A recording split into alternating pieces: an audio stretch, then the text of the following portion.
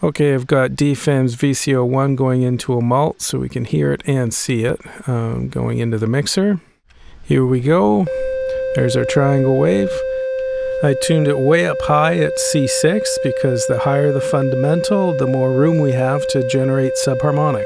Now I'm taking a copy of our VCO, putting it into channel 6, gate input in ramp mode, and channel output to our mixer. To get our subharmonics, we've got to turn off retrigger. To do that, we hold the button and wiggle the pot. When retrigger is off, the LED will flash between red and green, and there we go.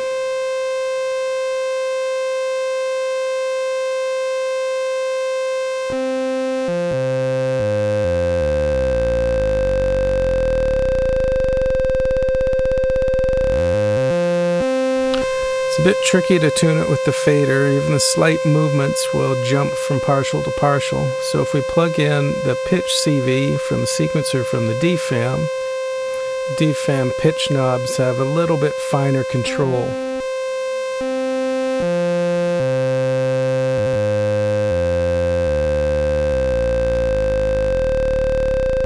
We can easily get down to the 10th subharmonic.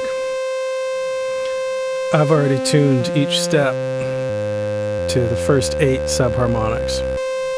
Oh, one thing I forgot. This little guy will change the wave shape. There's a pulse, sort of.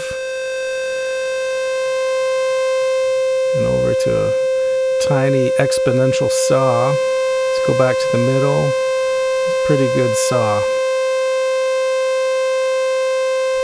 Okay, now let's see how it pitch tracks. So I'm going to take, I already did it, the KB CV out of the mother, patch it into the 1 volt per octave input of VCO1 and the DFAM. So now the mother 32's keyboard will control the fundamental on DFAM.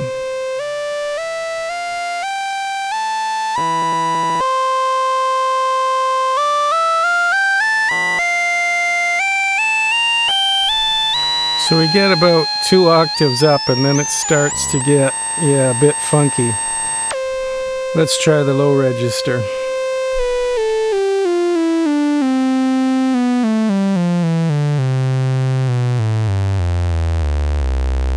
It tracks pretty well. We've got 3 octaves below and 2 above, so about 5 octaves. That's pretty good.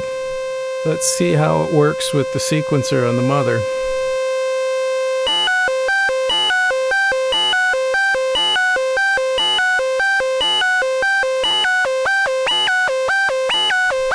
That's cool, the subharmonics are even tracking the glide from the sequencer.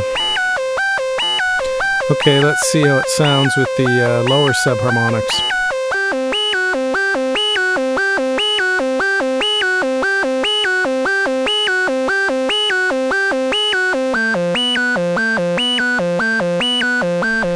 If I adjust this a bit, yeah, that's better.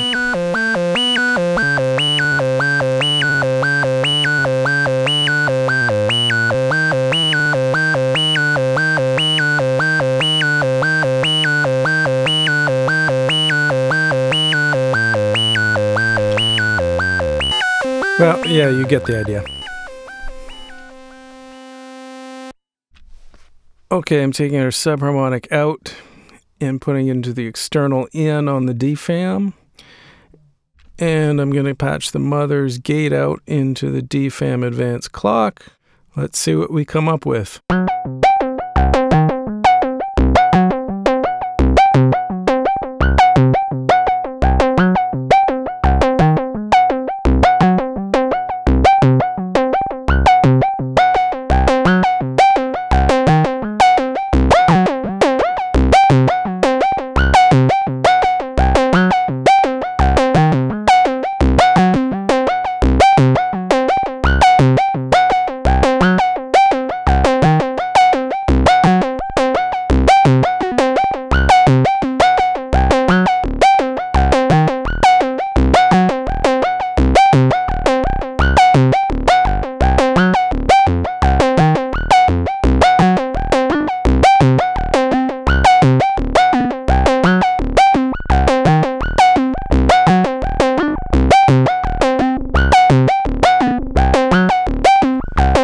You get it. Fun little patch.